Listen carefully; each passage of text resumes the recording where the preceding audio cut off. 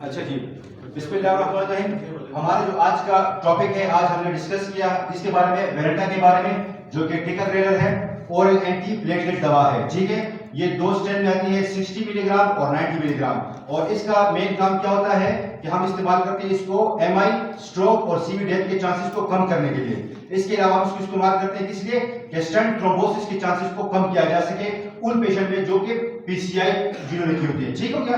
दूसरा ये कि इसमें जो 4 मेजर ट्रायल्स हैं, उसमें प्लाटो ट्रायल है, थीमस ट्रायल है, और कौन सा है, पेगासस हो गया, और चौथा कौन है, थेल्स ट्रायल हो गया। ये 4 इसमें क्या हुए, 4 मेगा ट्रायल्स हुए हैं। ठीक है।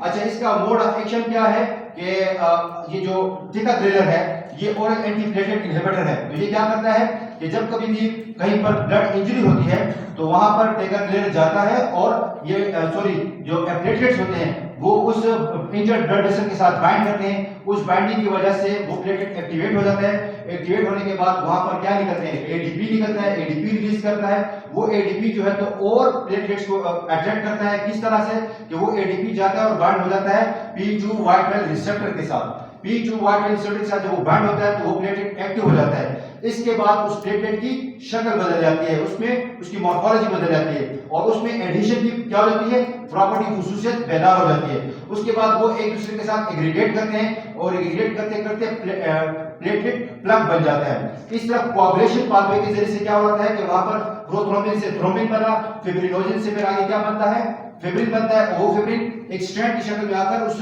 प्लेटलेट के साथ बाइंड हो जाता है। तो एज ए रिजल्ट पूरा एक थ्रोम्बस बन जाता है जो कि आगे ब्लड क्लॉट की शक्ल में कन्वर्ट हो जाता है। तो ये आपका टोटल हो गया हेमोस्टेसिस के हवाले। तो पहले वेसोकंस्ट्रक्शन होती है, नॉर्मल प्रोसेस जो है।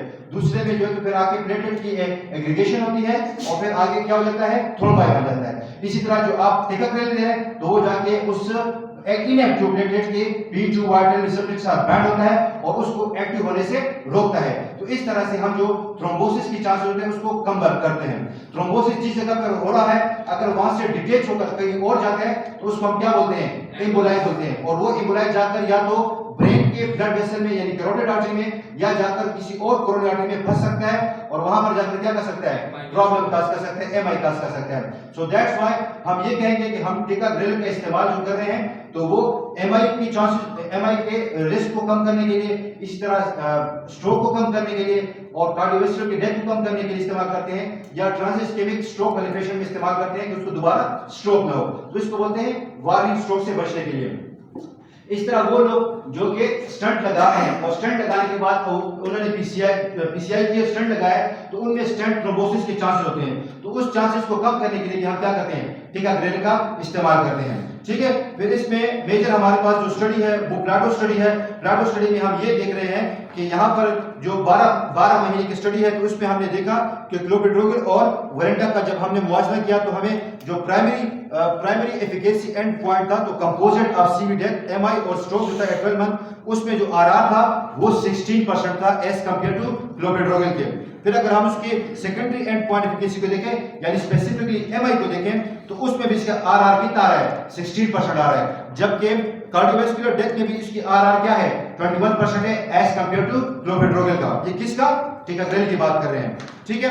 इसके बाद जब नेट बेनिफिट एनालिसिस करते हैं तो उसमें हम कहते हैं कि प्लाटो की सेकेंडरी एंड पॉइंट है तो composite of all cause mortality है including fatal bleeding and CV death, MI and stroke at 12 month. तो जब हमने इस पे देखा तो इसमें भी हमारे पास क्या आ रहा है, 16% आरआर आ रहा है एज कंपेयर टू क्लोपिड्रोग्राल। तो यानी ये मतलब हुआ कि इसके जब आप इस्तेमाल कर रहे थे टिकाग्रेलर का तो उन मरीजों में एमआई की चांसेस कम हुए, उनमें स्ट्रोक के इंसिडेंट्स भी कम हुए, सीवी डेथ के इंसिडेंट्स भी कम हुए और साथ ही साथ में एडवर्स इफेक्ट को देखा जाए तो हाई ब्लीडिंग या फेटल ब्लीडिंग के चांसेस भी क्या थे, उनमें कम थे, इतने ज्यादा रुनुमा नहीं हुए। ठीक है। तो टिकाग्रेलर के मुकाबले में तो this was about the Plato trial. अगर दूसरे ट्रायल हम देखें तो उसमें हम देखते हैं कि रिस्पॉन्डर और नॉन रिस्पॉन्डर का।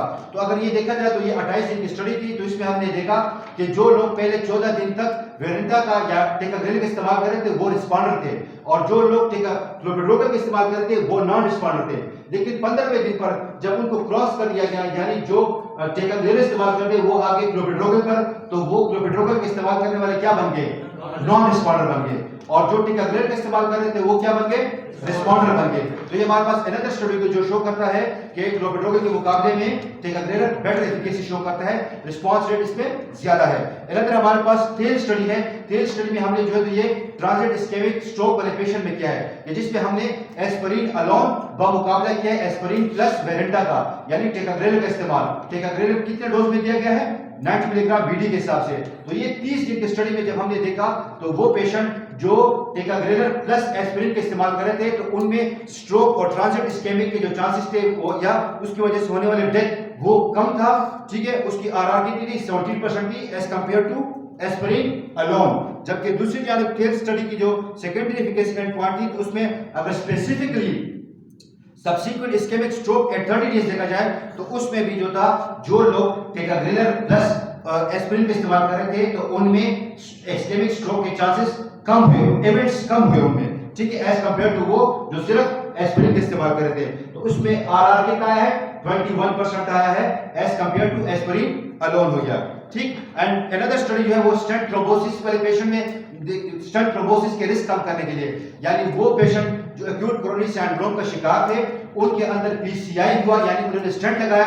एटलीस्ट तकरीबन इसमें कितने पेशेंट थे, ये तकरीबन 11,000 पेशेंट्स में यूज हुए, ठीक है। तो उनमें जब देखा गया तो उनमें क्या हुआ कि जो लोग क्लोपिड्रोगल का इस्तेमाल कर रहे थे और दूसरा ग्रुप जो टिकाग्रेलर का इस्तेमाल कर रहा था, तो 360 दिन के बाद जब देखा गया तो जो लोग टिकाग्रेलर का इस्तेमाल कर रहे थे उनमें जो स्टेंट थ्रोम्बोसिस के रिस्क था वो कम था बनिस्बत उनके जो कि क्लोपिड्रोगल का इस्तेमाल कर रहे थे। तो आरआर हमारे पास रिलेटिव रिस्क रिडक्शन कितना बना, 33% बना एज कंपेयर टू क्लोपिड्रोगल के। तो यानी इससे ये साबित हुआ कि वो लोग जो पीसीआई करने के बाद टिकाग्रेलर का इस्तेमाल करते हैं उनमें स्टेंट थ्रोम्बोसिस के चांसेस कम होते हैं बनिस्बत उन लोगों के जो स्टेंट लगाने के बाद क्लोपिड्रोगल का इस्तेमाल कर रहे होते हैं, ठीक। और अनदर जो लास्ट स्टडी है वो हमारे पास है थीबस पीसीआई स्टडी, जिसमें टाइप 2 डायबिटीज थे और उनको स्टेबल कोरोनरी आर्टरी डिजीज था।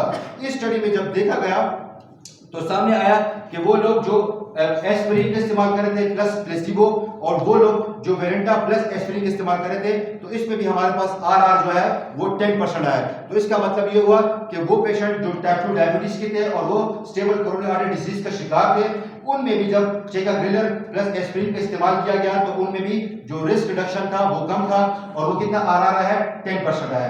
तो ओवरऑल देखा जाए तो टिकाग्रेलर जो है तो क्लोपिड्रोगल के मुकाबले में बेटर एफिकेसी शो करता है in terms of reducing the risk of MI, reducing the risk of stroke और reducing the risk of severe death हो गया। और अगर आप उसको नेट बेनिफिट एनालिसिस में देखें तो जो फेटल ब्लीडिंग है वो भी कम होती है। इसके अलावा अगर देखें भी तो तब टिकाग्रेलर या क्लोपिड्रोगल दोनों में जो कॉमन साइड इफेक्ट्स हैं तो वो कौन से हैं, ब्लीडिंग होती है और दूसरी इसकी वजह से टिकाग्रेलर के इस्तेमाल से डिस्निया हो सकता है। तो दैट वाज अबाउट द टिकाग्रेलर हो गया। टिकाग्रेलर का जो हाफ लाइफ है वो कितना है, 7 आर है पेरेंट ड्रग का और 9 आर है उसके मेटाबोलाइट का, ठीक है। एक्टिव मेटाबोलाइट का नाम क्या है, 10 एक्सेस लास्ट में आता है, ठीक है। और इसका जो टी मैक्स है वो तकरीबन 1.5 आर में अचीव हो जाता है। तो दैट वाज अबाउट द टिकाग्रेलर, ठीक है, जो कि वेरेंटा के नाम से है 60 मिलीग्राम और 90 मिलीग्राम के हिसाब से, ठीक है। प्राइस भी आप देख लीजिएगा और कंपटीटर्स को भी आप देख लीजिएगा।